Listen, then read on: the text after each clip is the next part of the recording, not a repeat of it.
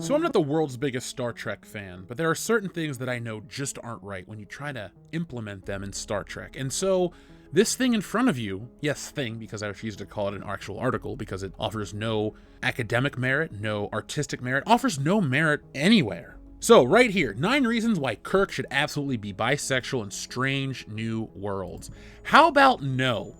Now this comes from fan girls. So I guess they were out of letter I's right here, but it says geek like a girl. Well, if geek like a girl means to turn everything gay or bisexual, then I'm just going to stay geeking like a guy and respect the canon and lore of all of our favorite franchises and properties. So rumor has it we could be getting an openly bisexual representation of James T. Kirk in Star Trek Strange New Worlds.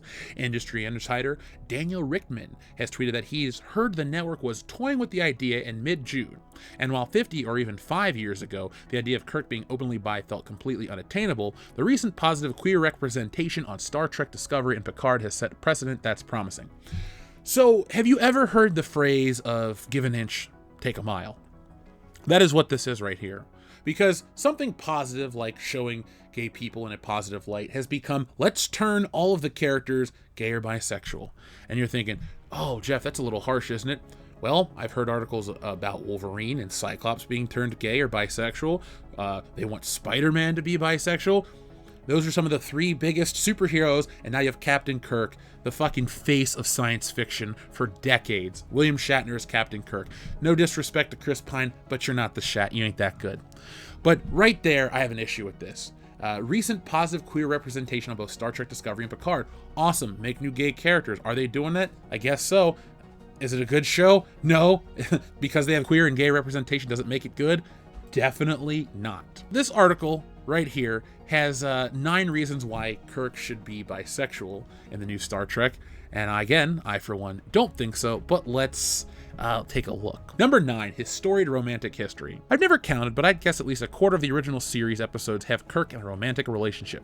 And a good portion of those episodes show Kirk reconnecting with an old flame. Oh, here's a hot whale doctor I used to bang. Oh, here's the smartest legal mind I've ever known. We definitely banged. Oh crap, I had a son with someone that I forgot that I banged. Right there, that's very much like James Bond. He's got a storied romantic past. But again, much like James Bond, people are toying with the idea of James Bond being openly bisexual or gay. What does that add to the character? What does it take away from the character? If your answer was more positives than negatives come from changing the character, then we can talk. But until you give me an honest list, let's not. Number 8, he loves all kinds of aliens. Shauna's green hair? Don't care. Marta's green skin? Hop on in. Marsha's green eyes? Go between my thighs. Edith Keeler? Love to consensually feel her. Kirk doesn't care what people look like, just that he gets down. See, that right there goes to show that Star Trek was the most progressive show of the day, but it was still palatable, and still to this day palatable. So Captain Kirk likes the ladies, but he likes them from all over. So Captain Kirk is the prime example of a non-discriminatory character. And correct me if I'm wrong, but I believe it was Whoopi Goldberg who was so inspired by Captain Kirk kissing Nichelle Nichols in one of the first interracial kisses on a television show that it inspired her to be an actress. Now, what she added to society is debatable, good or bad. I'm going to err on the side of not really. Have you seen the movie Eddie? But we want to talk about progress in science fiction. And guess what? Star Trek did it decades ago. See, that's the problem with a lot of modern entertainment. They want to reinvent the wheel. They want to make it more progressive. They want to do all these wonderful things for society. When in reality, Gene Roddenberry, William Shatner, Nichelle Nichols, and every other person that worked on that show achieved what goals you're trying to do. And I'm talking directly to the folks at CBS All Access who seem to just take Star Trek over and bend it, well, non-consensually. But I digress. Number 7. Do you see his harness? Morale, daddy, yes. So right there, you take something out of context and you want to make him bisexual because he wore a harness. I believe this was an episode where he was captured and being forced to fight for his life. So he's just wearing some alien garb, I suppose. But hey, if you find that sexual, more power to you. I just see a guy trying to fight for his life. Number 6, his romantic moments with gender-fluid Marcia. Kirk's love interest from Star Trek VI, The Undiscovered Country. Marcia may look smoking hot like the supermodel Iman, but in reality, Marcia is a shapeshifter who takes on many forms, including that of Kirk himself. Talk about self-love. Now, this is Kind of like this past week on The Boys with Homelander when he wanted to seduce himself and it was really the change-shaped character. But what does this add? What does this do? This point is as ridiculous as the last point. You take two small things out of context and you go, oh, therefore they strengthen my argument. No. Number 5, his thing with McCoy. His thing with McCoy, before I read this, it's called respect. For God's sakes, he's a starship captain. The people, the crew aboard his starship respect him. That's what he has, a relationship of respect with these people. That's why Bones is able to call him Jim, just like Spock is, because Spock does call him Captain as well. But my point is, there's a level of respect.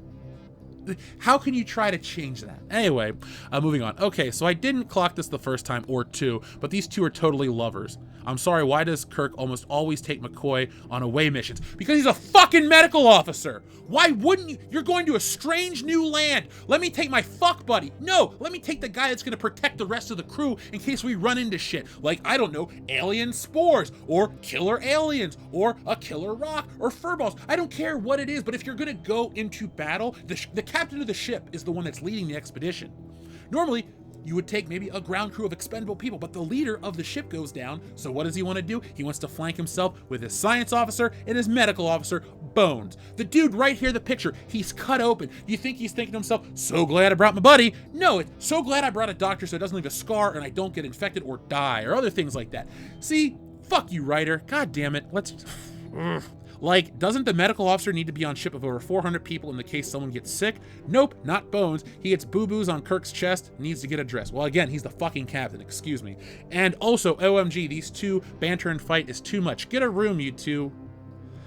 I didn't even read that right because I'm so pissed off by this.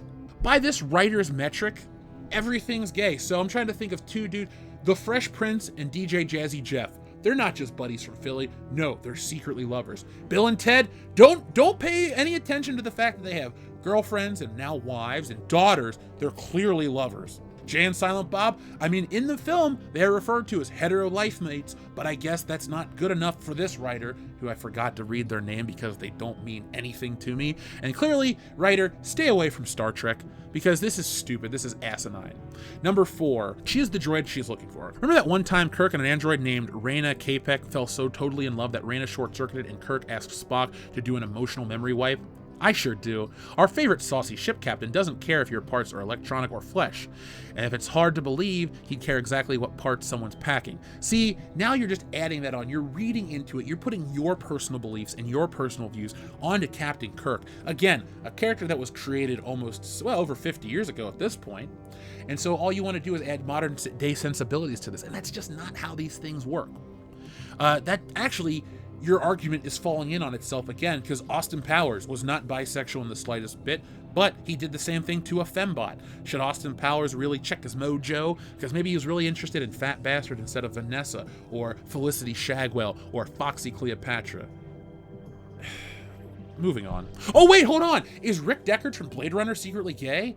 Because of his relationship, or lack thereof, with Robin Young's character? Or Sean Young, Robin Young. Who the hell's Robin Young? Anyway, Sean Young's character? No, that's not the case here either. Number 3, his love for Spock. Just look at these fools. Look at their love. That doesn't convince you. Go ahead and search for K/S fiction and you'll have plenty to... You know what? I don't need to find your slash fiction material. It's not canon for a reason. Star Trek writers will steal from fans if it's good shit like Axanar. But they're not touching the slash fiction because it's garbage. Just because it's on the internet doesn't make it good or real. Like your opinions.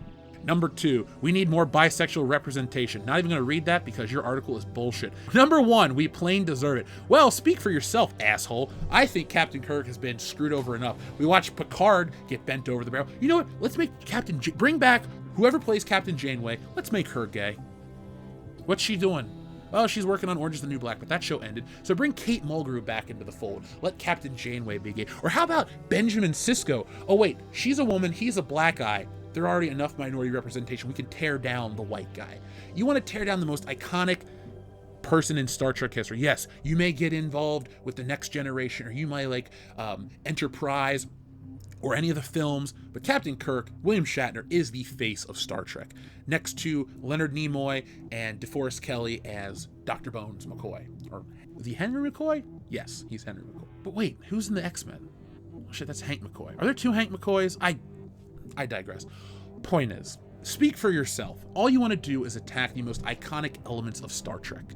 All you people want to do is attack the most iconic elements of popular culture and fiction. You want to destabilize the fan base's core, their foundation. And guess what? It's not working. All you're going to do is get pushback from people. But people that push back, like myself, are going to get labeled as homophobic or whatever phobic this is trending on Twitter right now, because you guys don't have a better argument. I can prove to you 10 reasons why. Like, oh, his love of Spock. You know what? Go watch a damn episode of the show. Clearly you went through 1 or 2 times to look for some gay innuendo between McCoy and Captain Kirk, but you didn't pay enough attention to the relationships among the crew. It's funny how Star Trek wants to be so progressive, so they make Sulu the character gay, but George Takei, the actor who is gay, who played Sulu, the iconic version, didn't like that choice, didn't like that change. Oh my, the gay guy didn't buy into making the character gay. See, these things are so goddamn lazy. All of these articles are lazy, modern Star Trek is lazy, all of it is lazy. I feel for Star Trek fans these days, because for as bad as Star Wars fans are getting it at both ends, at least Star Wars has The Mandalorian or some video games or something. When I get Star Trek ads, it's Star Trek on CBS All Access, it's this Star Trek mobile game, and it's no movies for decades to come. So my sympathy is with the Star Trek community, and I stand firmly. Captain Kirk is a straight dude. He's not a racist, he's not a bigot, he's not any kind of phobe. What he is a straight dude who loves women of every color, from every planet, from every walk of life. And you know what? He doesn't need to change just to cater to the whims of this writer. So folks, I'm sorry this one was a little longer than it was planned to be, but you know what? Screw it. Somebody's got to say this shit. Captain Kirk, leave him be.